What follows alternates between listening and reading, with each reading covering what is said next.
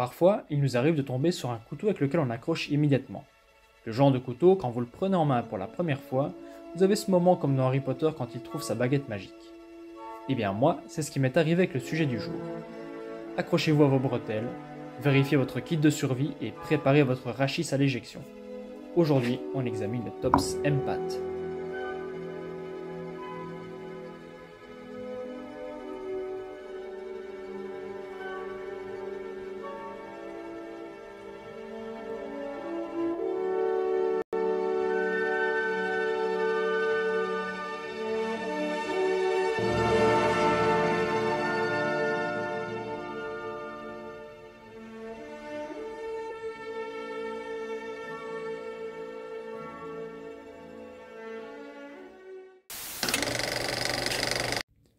Avant toute chose, il va falloir qu'on parle de l'histoire et du pourquoi de ce couteau. Comme d'habitude, préparez-vous à un exposé de professionnel. Alors là, bon, d'abord, on va virer tout ça. Donc ça, c'est la garantie qui vient avec tous les couteaux Tops. Et ça, c'est le petit sifflet qui accompagne également chacun de leurs produits. Donc ça, c'est fait. M-Pat pour Multipurpose Airman Tool. C'est très bien, very good. Multipurpose Airman Tool, que l'on pourrait traduire par outil multifonction pour aviateur, mais quel nom stylé, je vous l'accorde. Eh bien le M-Pat est un couteau pensé par Seth Brown, lui-même pilote de chasse dans l'armée des Burgers Unis. En tant que pilote, M. Rogers pensait qu'il y avait trop peu d'options viables en matière de couteaux de survie spécifiquement destinés aux équipages de vol. Ne trouvant pas de couteau moderne assez fin, solide et de qualité, ce gars-là a décidé de créer son propre couteau. Ainsi naquit le premier prototype du M-Pat, réalisé avec les moyens du bord dans son garage. Et comme il croyait en son projet, il eut la bonne idée de proposer à la célèbre marque Tops de produire son couteau à échelle semi-industrielle, c'est-à-dire produit à la chaîne mais en plus ou moins petite série. Petit cours d'histoire, ce couteau s'inscrit dans la droite lignée des couteaux dits de pilote, dont le plus connu et de loin est l'Air Force Survival Knife, encore fabriqué de nos jours par Ontario notamment. Même si plein de marques en produisaient à l'époque, comme Camillus ou Marbles, etc., etc. Depuis que l'aviation existe, les aviateurs ont pour habitude de garder un minimum basique sur eux en cas de crash. Du matériel de navigation, une arme de poing, enfin surtout pour l'aviation militaire, un petit kit de survie et bien évidemment un bon couteau. Sans compter l'orbite évidemment, le nom de la chaîne, tout ça. Cet essentiel devait leur permettre de s'en sortir et de rejoindre les lignes alliées en cas de crash. Encore aujourd'hui, leur entraînement est fortement axé sur la survie en nature, enfin la survie en milieu hostile en général, et l'evade and escape. Bah ouais, parce que quand des soldats abattent un avion, ils lâchent littéralement les chiens à la recherche du pilote, qui devient en quelque sorte leur Graal. Le design de ces couteaux a quelque peu évolué avec le temps. Donc là, je parle des couteaux de pilote. D'abord similaires à des couteaux de chasse jusque dans les années 50, puis reprenant la construction des cabards jusque dans les années 80 à peu près. C'est à cette période-ci que s'illustre le modèle dont je vais parler un petit peu maintenant. Donc ça c'est le modèle que tout le monde connaît plus ou moins. Et tout comme le cabar, il a été exporté dans le monde entier et produit à des millions d'exemplaires. Des millions. Des millions. Vous voyez ce que ça fait déjà 1 million, Armina? On y retrouve une soie très fine qui vient se visser dans le pommeau hexagonal, une double garde et un manche avec des rondelles de cuir. Donc voilà, fort similaire à un cabar. Ils étaient composés d'acier carbone 1095, assez tendre, donc la présence d'une pierre aiguisée dans l'étui a tout son sens. Hop, voilà. En ce qui concerne la scie sur le dessus, elle n'était pas tellement conçue pour le bois, mais plutôt pour s'extraire de la cabine en cas de crash. Le pilote était censé utiliser les dents de scie pour repousser les fragments de carlingue vers l'extérieur. D'où l'orientation inversée des dents par rapport à une scie à bois sur certains modèles. Après ces modèles un peu datés, plusieurs marques ont développé des couteaux avec des matériaux plus modernes avec plus ou moins de succès. Il en existe maintenant pour tous les budgets et de toutes origines, que ce soit allemand, chinois ou encore américain. Sorti en octobre 2022, le M-Pat est donc le dernier né de cette lignée. On va donc voir ce qu'il vaut face à une reproduction du modèle le plus populaire. Et ouais, je sais, ça va pas être un combat très équitable face à une réplique Miltech. Donc réplique chinoise, on va dire quand même bas de gamme. Mais voilà, je n'ai pas acheté un Ontario à 60 balles, rien que pour cette vidéo. Merde, quand même! Mais d'abord, du coup, jetons un œil à la fiche technique du M-Pat. Pour le M-Pat, nous avons donc une forme de lame clip point avec une construction plate semelle, hein, je pense que ça se voit bien. Comme d'habitude avec la marque Tops, l'acier c'est du 10,95 avec une dureté comprise entre 56 et 58. Un traitement thermique différentiel, donc au niveau du tranchant ce sera un petit peu plus dur que du côté du dos, où ce sera plus tendre, pour une plus grande résistance. La lame est longue de 12,4 cm pour un tranchant de 11,6 cm. L'épaisseur de lame est de 4,826 mm, bah ouais, on est précis pour une fois avec Magritte. La largeur de lame est de 3,2 cm, on a une émouture sabre avec un tranchant en V. Le revêtement c'est un coating tan, Coyote, habituel chez Top sur pas mal de leurs couteaux tactiques. Au niveau de la poignée c'est un tan canvas micarta avec des intercalaires noirs. La poignée est longue de 9,8 cm pour une épaisseur de 1,1 cm. La longueur totale du couteau est de 24,5 cm. Avec l'étui, l'ensemble fait 26,3 cm de long et 7,2 cm de large. Le poids du couteau seul est de 204 grammes et 309 dans son bel étui. C'est au niveau de l'étui que ce couteau est intéressant pour un pilote. Alors, je vous l'accorde, à première vue, ça ne casse pas 3 patins et canards. On a toutefois 2 feuilles de kydex bien épaisses, parfaitement moulées, un bon clac quand on rentre le couteau et une rétention assez forte pour maintenir le couteau manche vers le bas dans quasi toutes les situations. Et comme un pilote risque de devoir s'éjecter ou subir des accélérations importantes, un soft loop vient sécuriser définitivement votre outil dans son étui. Pour retirer la sécurité, il faudra tirer dans ce sens-ci uniquement, parce que sinon ça ne fonctionne pas.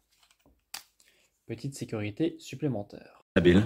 Pour le port, le fourreau est équipé de 2 clips en acier de bonne facture. Ils sont bien entendu amovibles, déplaçables sur plusieurs hauteurs et réversibles pour les gauchers. Ils sont assez larges pour l'immense majorité des ceinturons, mais ils sont surtout prévus pour être montés sur des passants molles. D'ailleurs, le créateur a conçu ce modèle pour être porté sur son gilet de vol, manche vers le bas, du côté gauche. Je n'ai pas testé, mais l'espacement des œillets devrait tout à fait convenir au système de fixation courant en coutellerie, donc Ulticlip, Techlock, Mollock, et les machas qu'on trouve chez Actanon Verba aussi. Je l'ai porté à la ceinture pendant plusieurs jours en continu pendant mes congés, et je dois dire qu'il se fait vite oublier. Comme il se porte assez haut, il est facilement dissimulable sous une veste ou un pull, même si en contrepartie, il faut faire gaffe au bout du manche qui risque de se planter dans votre flanc. Si vous êtes comme moi un partisan du holster d'épaule, vous serez bien servi avec celui-ci. On n'aura pas peur de le perdre et il devrait rester assez discret compte tenu de son épaisseur. D'ailleurs, en parlant d'épaisseur, je crois que je vais comparer l'ensemble à différents couteaux. Donc voilà, pour comparer par exemple à un BK18, donc même si là on a une bande qui épaissit un petit peu le manche, je vous l'accorde. On voit que c'est quand même beaucoup plus fin. Ou par exemple avec un autre Tops Sky Marshall. Voilà. Et un autre que beaucoup d'entre vous connaîtront bien. Voilà. Un Ka-Bar USMC. Et pour en revenir à son ancêtre, si on compare là avec l'étui, qu'est-ce que ça donne? Voilà, donc celui-ci, on comprend pourquoi il a été préféré par son designer. En tout cas, il vaut mieux pas s'éjecter ou simplement tomber dans les escaliers avec ce couteau-là. Hein. Eh bien, les seuls inconvénients pour cet étui, ce serait peut-être sa trop grande largeur. Mais comme je l'avais déjà dit dans la première vidéo, c'est sûrement pour coller à l'espacement des passants molles. Hein. Autre inconvénient, si on désire retirer la sécurité soft loop, voilà, il faudra faire attention. Il faudra trouver un petit joint torique pour remplacer le bout de cuir. C'est un petit détail, mais je préfère vous le rapporter parce que c'est souvent ce genre de petites choses qui peut être très frustrante si on n'est pas mis au courant avant. Pour cet étui, donc, je trouve qu'il est vraiment réussi. Pour un couteau qui a pour vocation la stratosphère, il fallait bien un étui de haut vol. On a déjà abordé l'historique, mais qu'en est-il de l'usage concret de ce couteau? Il est pensé de base pour accomplir toutes les tâches qu'un pilote en détresse devrait pouvoir faire, en tenant compte que ce couteau est porté sur soi, sur un gilet, et non planqué dans une boîte de secours située sous le siège. ce qui veut dire qu'il sera directement accessible. On a donc une lame assez épaisse, terminée d'un côté par une pointe solide et de l'autre par un brise-vitre. Important également, le manche est conçu pour être totalement adhérent avec des gants, donc là il n'y a plus rien qui bouge une fois qu'on a des gants. On a enfin un couteau de pilote qui tienne la route, il devrait permettre de s'extraire d'un véhicule, de couper les cordes d'un parachute qui se serait pris dans un arbre, monter un abri de fortune pour ne pas crever d'hypothermie, et faire tout un tas de choses qu'un couteau de survie se doit de réaliser. Il sera parfait également pour neutraliser en silence une sentinelle ou pour donner le coup de grâce à un sanglier que vous aurez chassé. Pour un couteau de combat, il a une bonne pointe, il se faufilera aisément entre des côtes, des vertèbres ou encore derrière une rotule. The girl. Is she alive? What girl? I don't know no girl. Fuck! Focus right here, right here. Le point d'équilibre est bien placé et votre main ne risque pas de glisser sur la lame avec ses différents points d'accroche. C'est donc un couteau à tout faire de taille moyenne, il y a juste en cuisine où je le trouve un peu hors sujet. Que dire à propos des finitions? Encore une fois, acheter du top, c'est la garantie d'un couteau bien fini et assemblé avec soin. Des plaquettes qui ne dégueulent pas, des vis bien serrées et un tranchant rasoir en sortie de boîte. En tout cas, je dis ça avec mon expérience de la marque américaine, parce que je dois avoir eu au total une quinzaine de leurs couteaux, et sauf pour l'un d'entre eux, je n'ai jamais eu de mauvaise surprise. Faisons donc vite le tour des détails. Alors, on a d'abord une bonne lame, une bonne pointe en clip point, avec un faux contre-tranchant, deux gorges de part et d'autre, pour alléger et rigidifier l'ensemble, un casse-goutte, une garde qui est assez confortable ma foi, 1 ou 2 cm de cannelure. J'en profite d'ailleurs pour noter que le dos de la lame ou même n'importe quelle partie n'est pas prévu pour gratter un Firesteel. Pour le manche, souvenez-vous tout à l'heure quand je disais que ce couteau était prévu pour être utilisé avec des gants. Parce que le manche en micarta, avec ses motifs que Top s'appelle Rocky Mountain Thread, est assez agressif. Pour ceux qui abuseraient de cortisone et autres hommes soja à la peau fine, ce couteau ne sera pas vraiment fait pour vous. Au moins, même avec les mains mouillées, gluantes de sang ou encore luisantes d'huile de massage, c'est selon vos activités du jour, le M-Pat ne vous échappera pas des mains. Par contre, si vous commencez à forcer pendant longtemps et à donner des grands coups en piqué avec force, je ne peux que vous conseiller de mettre des gants pour le confort. Parce que même avec un peu de corne, certaines arêtes restent inconfortables. Et à la longue, on risque des cloches ou des petites pincettes. Ensuite, rien ne vous empêche d'arrondir certains angles avec du papier de verre ou avec un Dremel si vous êtes téméraire. D'ailleurs, si vous avez des mains assez larges, ces reliefs ici en bout de manche, ça pourrait devenir assez gênant. Pour finir, on a le fameux passant pour dragon et le fendeur d'occiput réglementaire. En toute objectivité, je dois dire que ce manche en tout cas ne conviendra pas à tout le monde. Et selon la prise en main, certains endroits seront presque douloureux si on force avec. Personnellement, je m'y suis fait et je reviens de loin, parce qu'à une époque, j'avais même du mal à supporter les petites pyramides qu'on trouve à la surface des Glock par exemple. Enfin bon, ça c'est quelque chose qui parlera à ceux qui pratiquent le tir. Et ouais, vous pouvez vous moquer dans les commentaires. Eh bien, je pense avoir beaucoup parlé, sûrement de trop d'ailleurs, alors passons aux travaux pratiques. On va un petit peu comparer tout ça. Non, c'est dingue, vous êtes devenu fou. Il est devenu complètement fou.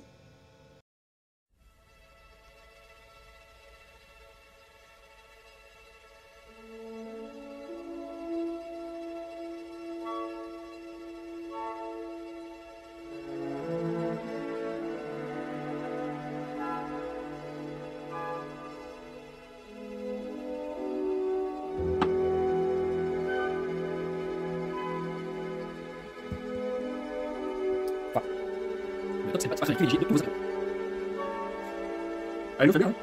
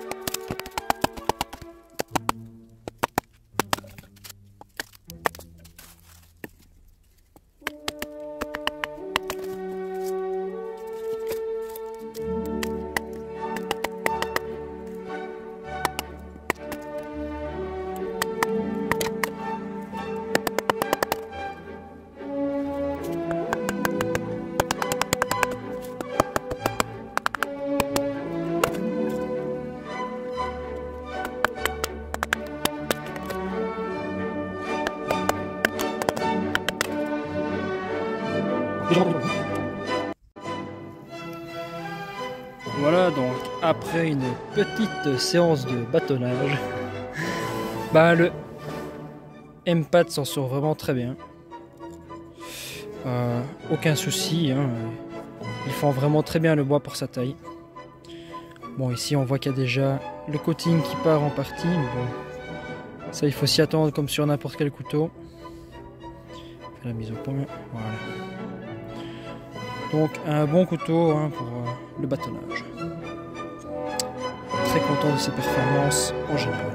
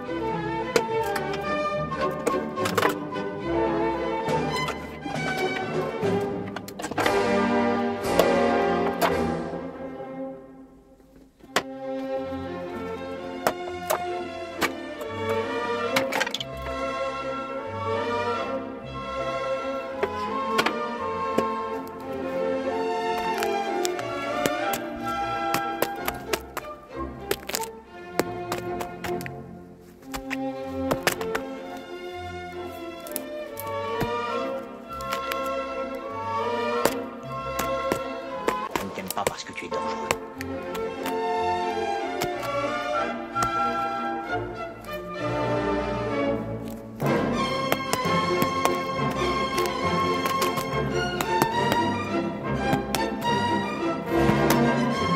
Je suis très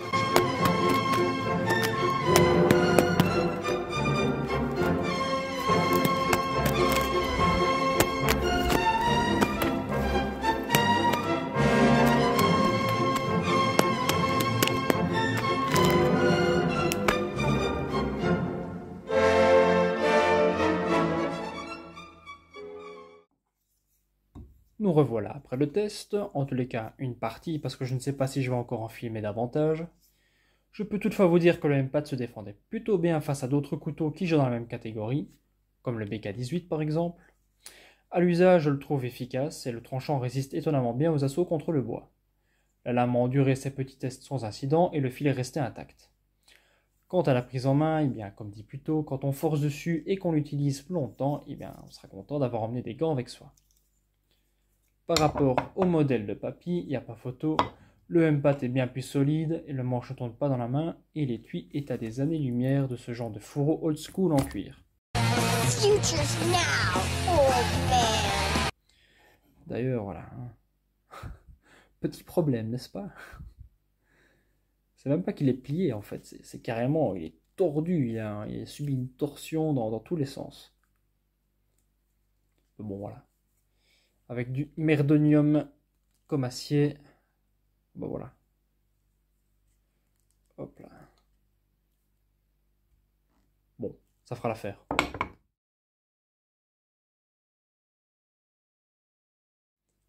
Au moment où des marques comme Bowker par exemple se plantent avec leur nouveau couteau de pilote, dont le manche attrape du jeu au moindre coup de vent, Tops nous propose une alternative de qualité et qui pourrait être transmise à vos petits-enfants. Il est très robuste, garde un bon tranchant et son étui est nickel. Vous aurez donc compris que j'étais personnellement très emballé par ce design et globalement satisfait de ses compétences, même si évidemment aucun couteau n'est parfait. Ensuite, comme d'habitude, à vous de voir si ce couteau trouverait sa place dans votre kit. Je comprends parfaitement qu'il ne soit pas pour tout le monde, surtout avec son manche. Et si ces petits défauts ne vous ont pas dégonflé comme la verge d'un obèse plongée dans l'eau froide, le M-Pat pourrait bien devenir votre compagnon d'aventure, que vous soyez pilote de chasse, bushcrafter, militaire, bourlingueur ou encore airsofter à court de patience. Je crois que j'ai déjà fait cette vanne. Pour conclure cette vidéo, je voulais comparer ces deux couteaux aux deux films Top Gun. Je pense que tout le monde les a vus, en tout cas pour le premier. D'ailleurs, si vous voulez vous replonger dans ce film-là, je vous renvoie vers une chaîne que j'adore et qui a fait une petite rétrospective sur le premier film. Bref, ça c'est un F-14 fatigué des années 80, tandis que ceci c'est un F-22 Raptor dernier cri. Le premier est techniquement dépassé, mais il peut encore servir, avoir sa place, et après tout, rien ne vous empêche de cultiver une certaine nostalgie. En revanche, le second, c'est celui-là qu'il faudrait avoir sur soi quand on risque de morfler et que notre vie se retrouve sur le fil. Nous voilà donc enfin à la fin de cet épisode. J'espère que vous serez nombreux à avoir tenu jusque-là. Est-ce que tu as aimé ce couteau? Est-ce que ma présentation t'a plu? Est-ce que tu aimes les films sur les gladiateurs? Tu avais déjà vu un cockpit? Non, monsieur, c'est la première fois que je prends l'avion. Et tu as déjà vu un monsieur tout nu? Moi je vous dis à la prochaine. Salut la bande.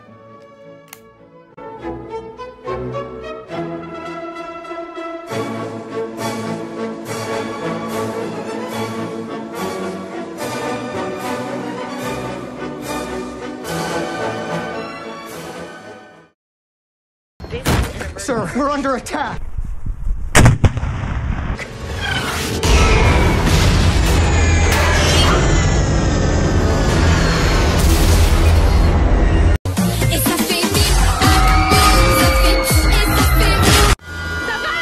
Ça va, oui. Sauf que l'avion perd de l'altitude. On fonce sur les arbres. Et je n'aurai pas le temps de sortir les trains d'atterrissage. Mais y a quoi qui va? Ce qui va, c'est que je suis là. Oh mon Dieu! Merci.